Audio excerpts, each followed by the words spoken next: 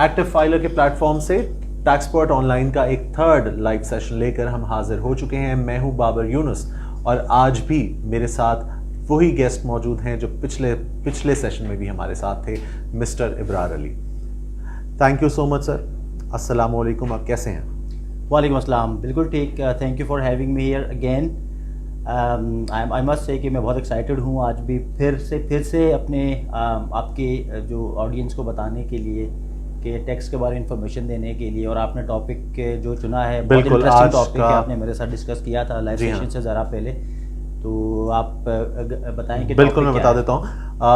बहुत से लोगों को तो इसके बारे में पता ही होगा क्योंकि हमने इन्फॉर्म कर दिया था, पर जो लोगों ने अभी हमें ज्वाइन किया है वो जान सकते हैं कि आज का टॉपिक है बहुत ही खास। आज के सेशन के टॉपिक में will be discussing about taxation for overseas Pakistanis, यानी गैर मुमालिक में मुकीम जो पाकिस्तानी हैं उनके लिए टैक्स फाइलिंग कैसे है और क्यों है और किस तरह है, इसके बारे में हम आपसे कुछ मालूमात जानना चाहेंगे और आपसे कुछ सवालात करेंगे जिनके जवाब आप हमें देंगे और लोगों की मालूमात में इजाफा होगा। तो इस सेशन का आगाज़ करते हैं। तो आप रेडी हैं हमारे सवालात के लिए? Yes, already I'm ready and excited. बिल्कुल। सर पहले तो ओवरसीज़ पाकिस्तानीज़ के बारे में थोड़ा सा डिफ़ाइन कर दीजिए। एक कॉमन टर्म हम जो सुनते हैं अपनी रोज़मर्रा की ज़िंदगी में वो रेजिडेंट और नॉन रेजिडेंट पाकिस्तानीज़ है, तो what this is all about, इसको कुछ डिफ़ाइन करें कि रेजिडेंट्स कौन है और नॉन रेजिडेंट्स कौन है? जी, पाकिस्तान के टैक्स लॉज के हिसाब से जो एक उन्होंने डिफ़ाइन किया है कि पाकिस्तान में कुछ रेजिडेंट्स होते हैं, कुछ पाकिस्तान में थोड़ा टाइम रहते हुए भी नॉन रेजिडेंट्स कहलाते हैं, या कुछ लोग बाहर रहते हैं जो ज़्यादा टाइम बाहर रहते हैं, तो क्या वो रेजिडेंट्स की कैटेगरी में फॉल करेंगे, नॉन रेजिडेंट्स की कैटेगरी में फॉल करेंगे। उसकी कुछ डेफिनेशंस लास्ट कुछ सालों में चेंज होती रही हैं एफबीआर की तरफ से। जो इनकम टैक्स ऑर्डिनेंस के अंदर उन्होंने कुछ लास्ट बजट में भी डेफिनेशन को चेंज किया है इन्होंने। तो रेजिडेंट नॉन रेजिडेंट की डेफिनेशन के हिसाब से फिर आगे इनके ऊपर टैक्स फाइल के रिटर्न की को जमा करने की और वेल्थ स्टेटमेंट को जमा करने की यानी सबमिशन करने की रिक्वायरमेंट्स इनके ऊपर लागू हो जाती हैं। तो उससे पहले कि हम ओवरसीज़ पाकिस्तानीज़ की तरफ पहुँचे हैं या फिर हम ये देखें कि उनके ऊपर जो बाहर रहते हैं, ख़ुसूसन जो जॉब करते हैं या बिज़नेस करते हैं या कोई और काम जो बाहर करते हैं, उनके लिए सबसे पहले ये जानना ज़रूरी है कि क्या वो रेजिडेंट हैं या नॉन रेजिडेंट हैं। रेजिडेंट के लिए क्योंकि रिक्वायरमेंट डिफरेंट हो जाती है, फिर नॉन रेजिडेंट के लिए थोड़ी सी अलग रिक्वायरमेंट हो जाती है।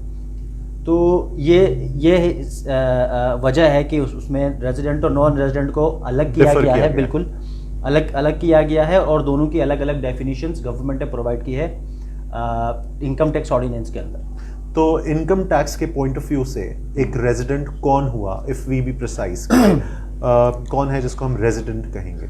अच्छा, पहले मैं अभी जो राइट नाउ इस वक्त जो डेफिनेशन है एफबीआर की तरफ से जो कि रिसेंट बजट में आई है उसकी बात करता हूँ। फिर जो लास्ट 2 सालों में जो डेफिनेशन थी उस पर आता हूँ, फिर उससे पहले भी एक डेफिनेशन थी, फिर उस पर आता हूँ। तो चेंजेस होते रहते हैं यार, गवर्नमेंट अपने हिसाब से चेंजेस लाती रहती है। तो इस वक्त जो डेफिनेशन है फॉर इंडिविजुअल्स, जो रेजिडेंट वो बंदा कहलाता है या वो इंडिविजुअल कहलाता है जो कि पाकिस्तान में 183 डेज या उससे ज़्यादा पाकिस्तान में उसने एक टैक्स ईयर के अंदर गुजारे हों। एक टैक्स ईयर? हाँ, एक टैक्स ईयर जो हमारा जुलाई से लेके जून तक होता है, लास्ट ईयर के जुलाई से लेके इस साल के जून तक, फॉर एग्जांपल 2021 का टैक्स ईयर है, और इसी साल के अंदर इसी पीरियड के अंदर अगर उन्होंने 183 दिन से ज़्यादा अगर गुजारे हैं, या अभी की डेफिनेशन क्योंकि अब से ऑनवर्ड से अप्लाई करेगी, तो इस साल के जुलाई से लेके अगले साल के जून तक 183 डेज यानी 183 दिन से ज्यादा वो अगर पाकिस्तान में रहा है तो वो रेजिडेंट कहलाएगा। तो उसके ऊपर वो सारे रेजिडेंट की रिक्वायरमेंट उसके ऊपर लागू हो जाएंगी जो रेजिडेंट के लिए हैं, जो हम आगे चल के आज के सेशन में इंशाल्लाह बात करेंगे कि वो कौन सी चीज़ें हैं, कब उसने फाइल करनी है, क्या क्या डिक्लेयर करना है वगैरह वगैरह। तो ये कहलाते हैं रेजिडेंट। और जो 183 दिन से कम टाइम के लिए पाकिस्तान में रहा हो या किसी एक दिन के लिए भी ना रहा हो तो वो अभी के डेफिनेशन के हिसाब से नॉन रेजिडेंट कहलाता है। करेक्ट। तो सिंप्लीफाई हो गया है कि 183 डेज का एक शख्स का एक टैक्स ईयर में पाकिस्तान में रहना बहुत ज़रूरी है in order to be called the resident. Yes exactly. अगर for example specially for overseas Pakistanis जो जॉब करते हैं, शायद वो इतने टाइम के लिए पाकिस्तान ना आते हों, 183 डेज पाकिस्तान में स्टे करके बाहर जॉब करना, इस तरह के शायद केसेस कम हो, बट जो बिजनेस करते हो या जिनका आना जाना लगा रहता हो, उनके लिए यह है कि पूरे एक साल के अंदर, टैक्स ईयर के अंदर जो 183 डेज से ज़्यादा पाकिस्तान आए हैं, आके पाकिस्तान में फिजिकली टाइम गुजारा है, तो वो रेजिडेंट कहलाएंगे। बहुत सारे लोग क्योंकि जॉब के लिए भी ये है कि कोविड के अंदर पाकिस्तान आए हुए थे, काफ़ी सारे लोगों ने वर्क फ्रॉम होम भी किया है और पाकिस्तान में फिजिकली टाइम गुजारा है, तो उनके लिए शायद 183 डेज से अगर वो अपना स्टे काउंट करते हैं और वो 183 डेज से एक्सीड कर जाता है, तो ये रेजिडेंट की डेफिनेशन में फॉल करेंगे। एंड 183 डेज का मतलब मुसलसल 183 डेज? बिल्कुल नहीं, बिल्कुल नहीं। ये बहुत इंपॉर्टेंट क्वेश्चन है कि आपने अगर 6 दफ़ा पाकिस्तान का विजिट किया है और एक महीने के लिए विजिट किया है, या थोड़ा ऊपर के लिए विजिट किया है, या कम टाइम के लिए भी विजिट किया है, तो ये सारे डेज प्लस हो जाएंगे। फिर 183 डेज से ऊपर हो जाते हैं तो then you will fall under the definition of a resident. ठीक है। एक इंपॉर्टेंट चीज इसमें यह है कि अगर कोई फेडरल गवर्नमेंट का एम्प्लॉय है पाकिस्तान का, या प्रोविंशियल गवर्नमेंट का एम्प्लॉय है, वो अगर पाकिस्तान से बाहर जाता है और 2-3 साल तक बाहर रहता है और पाकिस्तान में 183 डेज नहीं गुजारता, 183 दिन नहीं गुजारता, इवन देन वो रेजिडेंट होगा, because he is a government employ. तो गवर्नमेंट एम्प्लॉय के लिए ये डेफिनेशन नहीं है, तो वो बिल्कुल यहाँ उनकी जॉब है, तो they will fall under resident definition. Perfect. अच्छा सर, रेजिडेंट और नॉन रेजिडेंट कंपनीज और एओपीज भी होती हैं? बिल्कुल ये इन दोनों के ऊपर भी रेजिडेंट और नॉन रेजिडेंट की डेफिनेशन इनके लिए भी डिफाइंड है अलग से। Okay, how is it different? Company के लिए there are couple of things. पहली चीज़ ये है कि अगर पाकिस्तान में इनकॉर्पोरेटेड है कंपनीज, क्योंकि पाकिस्तान में SECP के साथ रजिस्टर्ड होती हैं और उनके साथ इनकॉर्पोरेशन होती है, और अगर पाकिस्तान में इनकॉर्पोरेटेड कंपनी है तो वो कंपनी रेजिडेंट कहलाएगी। ओके, ठीक है। ओके। और अगर ऐसी कोई कंपनी है जो पाकिस्तान में इनकॉर्पोरेटेड नहीं भी है, किसी और कंट्री में इनकॉर्पोरेटेड है, लेकिन उसका जो major operations and control Pakistan में है, तो वो रेजिडेंट कहलाएगी। ठीक है। पूरे साल में या साल में थोड़े टाइम के लिए भी अगर वो पाकिस्तान में ऑपरेशन एंड कंट्रोल उसका रहा है, तो वो रेजिडेंट की डेफिनेशन में फॉल करेगी कंपनी। यही जो पॉइंट है ये AOP के लिए भी है। AOP की सूरत में भी ये है कि अगर पाकिस्तान में उसका मेजर ऑपरेशन और मैनेजमेंट पाकिस्तान से है, पाकिस्तान में है operation control and management, then वो रेजिडेंट की डेफिनेशन में फॉल करेगी। Okay, and a similar company which doesn't follow the same thing? Yes, और जो जिनके ऊपर ये कंडीशंस नहीं अप्लाई करती, ऑब्वियसली वो नॉन रेजिडेंट कहलाएगी। कोई बाहर की इनकॉर्पोरेटेड कंपनी है, इसके ऑपरेशंस भी बाहर हैं, तो वो पाकिस्तान के लिए नॉन रेजिडेंट कहलाएगी कंपनी। चलें, अब वापस अगर हम रेजिडेंट इंडिविजुअल्स की बात करते हैं, तो रेजिडेंट्स पर इनकम टैक्स फाइल करना किस तरह से ज़रूरी है और उसका क्या प्रोसीजर है एग्जैक्टली? अगर इसमें दो चीज़ें होती हैं। मैं अगर थोड़ा सा इसको कुछ कंडीशंस है, मैं थोड़ा एक्सप्लेन करने की कोशिश करता हूँ। दो चीज़ें होती हैं, दो चीज़ें हैं, income tax return and wealth statement. ठीक है। इनकम टैक्स रिटर्न आप अपने एक्सपेंसेस, अपने खर्चे और अपनी आमदनी बताते हैं, आमदनी बताते हैं, उसके अंदर इनकम एंड एक्सपेंसेस बताते हैं। और वेल्थ स्टेटमेंट के अंदर अपने एसेट्स एंड लायबिलिटीज बताते हैं। ठीक है, आप अपने असासे और अपने जो कर्जे वगैरह हैं वो बताते हैं वेल्थ स्टेटमेंट के अंदर। तो जो बंदा रेजिडेंट है और उसकी पाकिस्तान सोर्स इनकम है, Pakistan source income means Pakistan में कोई इनकम अर्न कर रहा है, वो रेजिडेंट है, मीन्स पाकिस्तान में 183 दिन से ज़्यादा रह रहा है, बिल्कुल, और पाकिस्तान सोर्स इनकम कोई है, तो उसके लिए ज़रूरी ये है कि वो अपना wealth statement and income tax return दोनों फाइल करें। ठीक है, ठीक है। अच्छा, दूसरी कंडीशन, दूसरा जो उसकी कैटेगरी वो आ जाती है कि अगर रेजिडेंट है और उसका पाकिस्तान में कोई एसेट है, गाड़ी है, प्रॉपर्टी है और इनकम भी अर्न कर रहा है, तो उसके लिए भी ज़रूरी ये है कि वो अपना इनकम टैक्स रिटर्न फाइल करे और वेल्थ स्टेटमेंट भी फाइल करे। ओके, ठीक है। और पाकिस्तान में एसेट्स के साथ बाहर भी एसेट्स हैं, रेजिडेंट हैं, बाहर एसेट्स हैं, बाहर से भी इनकम आ रही है उसकी, तो उसके लिए भी ज़रूरी है कि वो अपना इनकम टैक्स रिटर्न फाइल करे और साथ साथ अपनी वेल्थ स्टेटमेंट भी फाइल करें। ठीक है, तो ये तीन कैटेगरीज हो गई रेजिडेंट के लिए।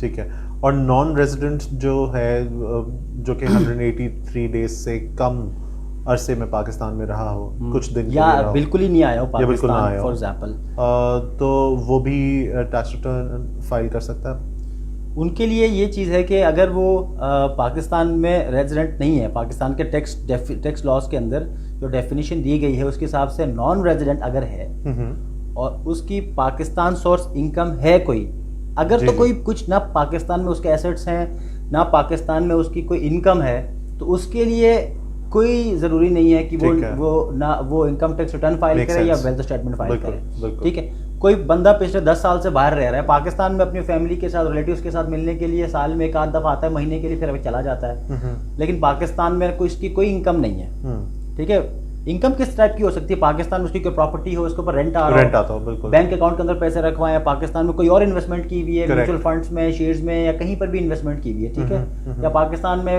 वो लैंड वगैरह या प्लॉट वगैरह खरीदता बेचता भी हो इनडायरेक्टली। ठीक है, तो वहाँ से इनकम आ सकती है, किसी भी टाइप की इनकम आ सकती है। तो उसके लिए ज़रूरी है, अगर कोई इनकम नहीं है और पाकिस्तान में कोई एसेट्स भी नहीं है, तो वो इनकम टैक्स रिटर्न फाइल करने के लिए उसकी कोई रिक्वायरमेंट नहीं है। ठीक है, अच्छा, दूसरी तरफ अगर पाकिस्तान सोर्स इनकम होती है उसकी कोई, या पाकिस्तान में कोई एसेट्स हैं, तो देन वो उसके ऊपर फाइलिंग की रिक्वायरमेंट आ जाती है और वेल्थ स्टेटमेंट की भी। यस, पाकिस्तान में अगर इनकम, अगर सिंपल बैंक प्रॉफिट भी अर्न कर रहा है, ठीक है, बैंक में उन्होंने टीडीआर रखवाए हैं या कहीं और टीडीआर, कहीं और कोई और इनकम आ रही है, तो उसके ऊपर रिक्वायरमेंट है कि वो रिटर्न फाइल करें।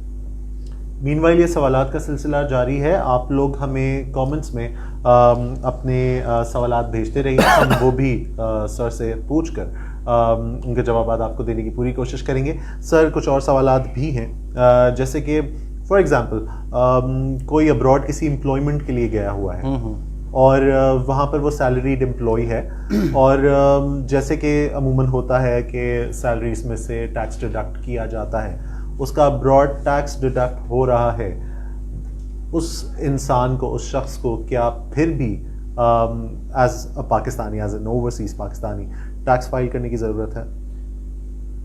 अगर कोई सैलरीड है तो इसके लिए टैक्स लॉज में एक स्पेशल सेक्शन है। अगर सिर्फ और सिर्फ सैलरीड इनकम है उसकी, ठीक है, और सैलरी पे ऑलरेडी टैक्स डिडक्ट हो रहा है फॉरेन कंट्री में, तो देन पाकिस्तान में उसको कोई टैक्स देने की ज़रूरत नहीं है, और टैक्स रिटर्न फाइल करने की भी ज़रूरत नहीं है, तो वो पूरा एग्जाम हो जाता है। ठीक है, लेकिन एक और चीज़ इनके इस सवाल से भी रेलेवेंट है, पिछले सवाल से भी रेलेवेंट है, जहाँ पे आपने पूछा था कि हमने एक केस डिस्कस किया कि जहाँ पे कोई वो फाइल करने की ज़रूरत नहीं है, इस केस में भी ज़रूरत नीड नहीं है। और पिछला जो हमने कहा था कि जहाँ पे पाकिस्तान सोर्स इनकम नहीं है, पाकिस्तान में एसेट्स भी नहीं है और बंदा भी नॉन रेजिडेंट है, ठीक है, उनके लिए कोई रिक्वायरमेंट नहीं है इनकम टैक्स रिटर्न फाइल करने की। बिल्कुल। लेकिन अगर वो पाकिस्तान में कोई ऐसी ट्रांजैक्शन करना चाहता है जिसके अंदर फाइलर और नॉन फाइलर टैक्सेस के रेट अलग अलग हैं जिस ट्रांजैक्शन में, तो उसका बेनिफिट लेने के लिए वो वॉलंटियरली कर सकता है, वो फाइलर बन सकता है। ठीक है, वो उसका बेनिफिट लेने के लिए पहले फाइलर बन जाए, फिर बेनिफिट, फॉर एग्जाम्पल प्रॉपर्टी खरीदनी हो, गाड़ी खरीदनी हो, या बैंक प्रॉफिट के ऊपर भी इवन अलग अलग रेट पे टैक्स कटता है, फाइलर के लिए अलग और नॉन फाइलर के लिए अलग। तो इस तरह के और बहुत सारे केसेस हैं जहाँ पे अलग अलग रेट्स पे टैक्स कटता है। तो यहाँ ऐसी किसी सिचुएशन के अंदर बेनिफिट लेना चाहता है तो वो फाइलर बन सकता है, उसके लिए कोई रिस्ट्रिक्शन नहीं है कि वो अपना इनकम टैक्स रिटर्न फाइल करें। तो सेम यहाँ पर भी है, उनको रिक्वायरमेंट नहीं है बट वो कर सकता है, तो एफबीआर उनको वेलकम करती है। परफेक्ट। अच्छा, इसी तरह का अगर एक केस हम देखें कि कोई एक टैक्स ईयर के बीच में मतलब साल भर यहाँ एम्प्लॉयमेंट कर रहा था और साल के बीच में कोई बंदा इमिग्रेशन ले लेता है, कहीं और मूव कर जाता है किसी और कंट्री में और वहाँ जाकर परमानेंटली सेटल हो जाता है, तो क्या ऐसे शख्स को जिसने आधा साल यहाँ सर्व किया है पाकिस्तान में और आधा साल कहीं और, उस पर भी टैक्स फाइल करना लागू होगा? नो, उसके ऊपर कोई Okay. रिक्वायरमेंट उसके ऊपर ये चीज़ लागू नहीं है कि वो अपना टैक्स रिटर्न फाइल करे, बट उनको ये कंडीशन ज़रूरी है कि वो साल के बीच में से निकल के परमानेंटली वो बाहर अगर मूव हो गया तो ठीक है। अगर ये जिस तरह से आपने इसको एक्सप्लेन किया कि 7-8 महीने यहाँ जॉब की, 3-4 महीने रह गए थे टैक्स ईयर के अंदर, वो बाहर बिल्कुल। मूव हो गया, चला गया, तो वो बंदा एग्जाम्प्ट है टैक्स रिटर्न फाइल करने से। अच्छा, कोई पाकिस्तानी अगर सालों से पाकिस्तान से बाहर है और उसका कोई एसेट भी यहाँ मौजूद नहीं है, तो इन दैट केस ऑल्सो वो फाइल नहीं करेगा? यस, जैसे कि हमने थोड़ी देर पहले कहा कि अगर कोई Non-resident पाकिस्तानी बाहर है, सालों से बाहर है, पाकिस्तान में आता है साल में 1 महीने के लिए, ठीक है, या थोड़े उससे कम टाइम के लिए, तो देन वो फिर नॉन रेजिडेंट ही होगा। और फिर उसके लिए कोई रिक्वायरमेंट नहीं है कि वो अपना टैक्स रिटर्न फाइल करे। कंडीशन ये है कि उसकी पाकिस्तान में कोई एसेट नहीं होने चाहिए और बिल्कुल। पाकिस्तान में कोई पाकिस्तान सोर्स इनकम नहीं होनी चाहिए। और जैसे कि आपने कहा किसी वजह पर, फॉर एग्जांपल कोई ऐसी इन्वेस्टमेंट करना चाहता है, कोई ट्रांजैक्शन करना चाहता है जिसके लिए उसका फाइलर होना बहुत ज़रूरी है, तो वो अगर वो बेनिफिट लेने के लिए फाइलर बन जाता है, तो क्या एनटीएन रजिस्ट्रेशन का फॉर्मूला है वो वही अप्लाई होता है जो नॉर्मल पाकिस्तानी? बिल्कुल। जो एनटीएन रजिस्ट्रेशन का जो तरीका है, इसमें एक छोटी सी चीज़ भी है, एक लिमिटेशन भी है फॉरेनर्स के लिए कि अगर कोई बंदा बाहर है, वो एनटीएन रजिस्ट्रेशन का तरीका सेम है जो कि नॉर्मल पाकिस्तानी पाकिस्तान में रहते हुए ऑनलाइन रजिस्ट्रेशन करते हैं, एनटीएन रजिस्ट्रेशन करते हैं। ईमेल और फ़ोन नंबर डालना पड़ता है, वहाँ पे कोड्स आ जाते हैं और उसको डाल के फिर एनटीएन की रजिस्ट्रेशन मुकम्मल हो जाती है। लेकिन अगर कोई बंदा बाहर है तो वो अपना बाहर का सेल नंबर डालेगा तो एसएमएस का वो कोड जाने में प्रॉब्लम होगी। Exactly. ये एक जेन्युइन प्रॉब्लम है जो ओवरसीज़ पाकिस्तानियों के लिए मैं कह रहा हूँ, उनके लिए प्रॉब्लम है। तो उसका सोल्यूशन ये है कि अपने किसी रिलेटिव का नंबर दे के फ़िलहाल के तौर पे अपने एनटीएन रजिस्टर करा लें। जब वो पाकिस्तान आ जाएंगे तो पाकिस्तान में अपना जो पाकिस्तान का उनका नंबर होगा वो डाल के उसमें दोबारा से, यानी कि अपने पर्टिकुलर्स के अंदर चेंज कर सकते हैं। एक फॉर्म है, फॉर्म 181, उसके अंदर जाके अपने पोर्टल में जाके अपना फ़ोन नंबर अपडेट कर सकते हैं। और ये एक वर्क अराउंड है, ठीक है। एफबीआर की तरफ से ही सिस्टम की शायद लिमिटेशन है कि फॉरेन नंबर्स पे एसएमएस नहीं जाते, तो ये एक लिमिटेशन है। So this is for NTN registration. लेकिन yes. अगर किसी ने टैक्स रिटर्न्स फाइल करने हैं, एनटीएन उसका बना हुआ है, so the non resident has to be physically present in Pakistan के वो ये काम करे, या ये काम ओवर द कॉल्स और ऑनलाइन हो सकता है? बिल्कुल नहीं। ये इसके लिए आपके पास आयरिस एक पोर्टल है एफबीआर का, जिसका हमने पिछले सेशन में भी जिक्र किया। जी हाँ, बिल्कुल। तो उस पोर्टल की एक आईडी और पासवर्ड होती है जो एनटीएन बनने के बाद जनरेट हो जाते हैं, ठीक है। आईडी आपके एनआईसी के नंबर के ऊपर होती है, तो लेकिन उसका पासवर्ड जो है उसके ईमेल पे उसके सेल नंबर पे चला जाता है। वो उन लॉगिन क्रेडेंशियल्स को यूज़ करते हुए वो लॉगिन कर सकते हैं अपने आयरिस के पोर्टल के ऊपर और दुनिया के किसी भी कोने से उनको एक्सेस करके उसके अंदर डिटेल्स डाल सकते हैं और रिटर्न सबमिट कर सकते हैं। करेक्ट। अच्छा सर, डुअल नेशनैलिटी वालों के लिए बताइए, क्योंकि एक तो हो गए पाकिस्तानी रेजिडेंट्स और नॉन रेजिडेंट्स। डुअल नेशनैलिटी वाले जो होते हैं, जो कि 2 मुख्तलिफ ममालिक की नेशनैलिटीज़ रखते हों, उनके लिए टैक्स फाइलिंग कैसे है? अगर कोई डुअल नेशनल है,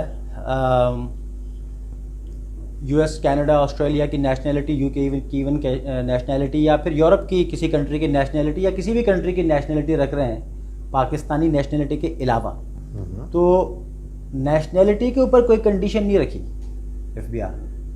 ये कंडीशन रखी है purely on resident and non resident. Okay, ठीक है। नेशनैलिटी उसके पास चाहे 4-5 हो, 2 हो, 1 हो, that does not matter. Only thing matters is कि वो रेजिडेंट है या नॉन रेजिडेंट है। और फिर अगर रेजिडेंट है तो उनके ऊपर हमने जैसे कि बताया कि उनको रिटर्न फाइलिंग की ज़रूरत कब होती है और नॉन रेजिडेंट्स को कब होती है, तो वो सारी चीज़ें उनके ऊपर अप्लाई करेंगे। So there is nothing like dual nationality matters in this. Okay, that clears it. ठीक है सर, पिछले सेशन में भी हमें एक सिमिलर सवाल मौसूल हुआ था। वो कुछ इस तरह से था कि साहब न्यूजीलैंड में रहते हैं और वो फाइलर थे पहले पाकिस्तान में, तो उनका कोई इंटरेस्ट आता है थ्रू एक बैंक अकाउंट उनका प्राइवेट बैंक में है, तो क्या उनको टैक्स फाइल करने की ज़रूरत है? अगर पाकिस्तान उनका पहले अकाउंट था तो इसका मतलब वो पाकिस्तान में रहते होंगे और पाकिस्तानी ही होंगे, तो उनके लिए पाकिस्तानी सोर्स इनकम है।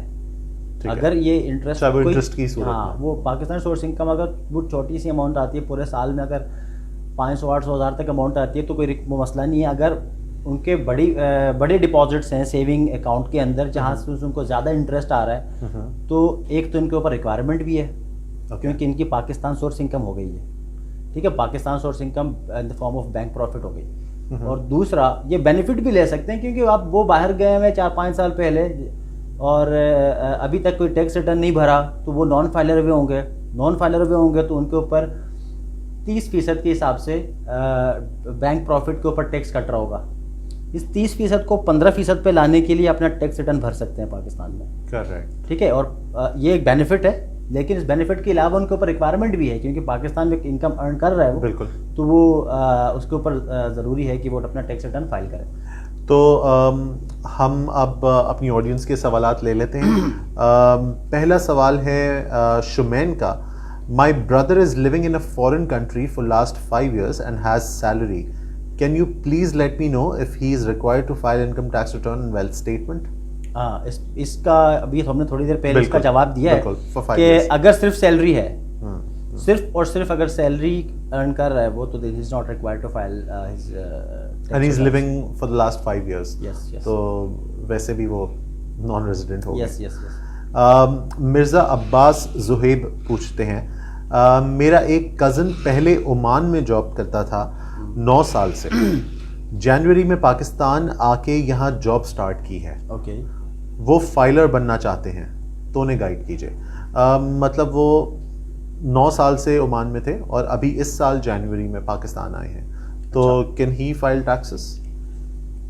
9 साल से ओमान में थे और आई एम एज्यूमिंग के उस 9 साल के बीच में वो टैक्स जो हमारे रेजिडेंट की डेफिनेशन उसमें नहीं फॉल करते थे, तो अगर नहीं फॉल करते तो अब फरवरी ऑनवर्ड्स आ गए हैं, तो अब वो फाइलर बनना चाहते हैं बेनिफिट से अवेल करने के, जैसा आपने बताया जी, तो कोई रिस्ट्रिक्शन नहीं है कि अच्छा। जो भी फाइलर बनना चाहें वो पाकिस्तान आके टैक्स रिटर्न अपना tax income tax return file करें और Okay। अपने वेल्थ स्टेटमेंट फाइल करें और Okay। वो फाइलर बन जाएं। ऑब्वियसली वो कुछ बेनिफिट शायद अवेल करना चाहते हो, इस वजह से वो कर सकते हैं, तो वो बिल्कुल कर सकते हैं।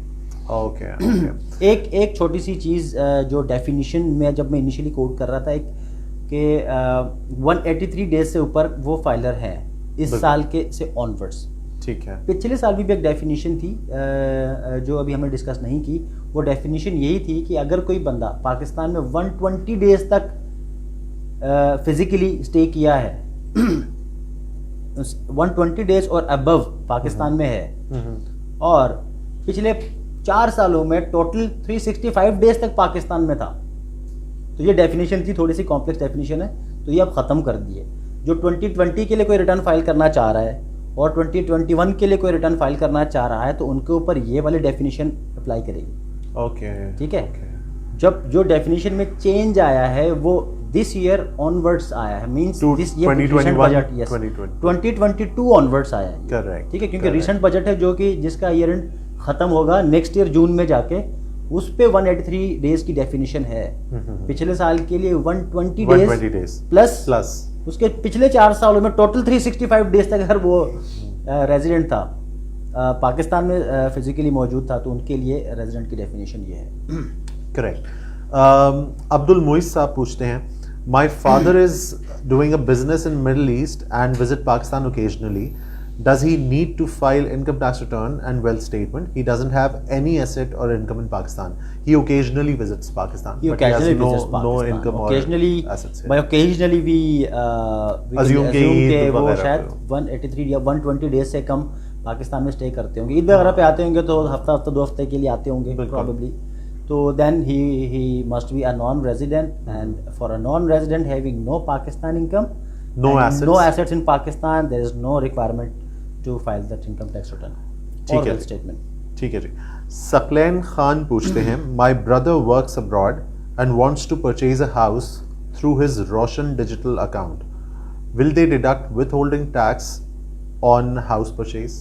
हाँ, इंटरेस्टिंग, क्योंकि अभी स्टेट बैंक की तरफ से जो रोशन डिजिटल अकाउंट का जो इनिशिएटिव लॉन्च हुआ है रिसेंट कुछ टाइम्स में, और रोशन डिजिटल अकाउंट पे उनको अच्छा प्रॉफिट भी मिल रहा है पाकिस्तान में, और उनके लिए कार लोन और हाउस लोन के प्रोडक्ट भी लॉन्च किए हैं। ठीक है, एक बंदा बाहर रहते हुए पाकिस्तान में गाड़ी खरीद सकता है, करेक्ट, बाहर रहते हुए पाकिस्तान में घर खरीद सकता है, लेकिन क्योंकि वो बाहर अगर 10 साल से बाहर है तो उसके ऊपर रिटर्न फाइल करने की रिक्वायरमेंट भी नहीं है, बिल्कुल, और पाकिस्तान में फाइलर भी नहीं है।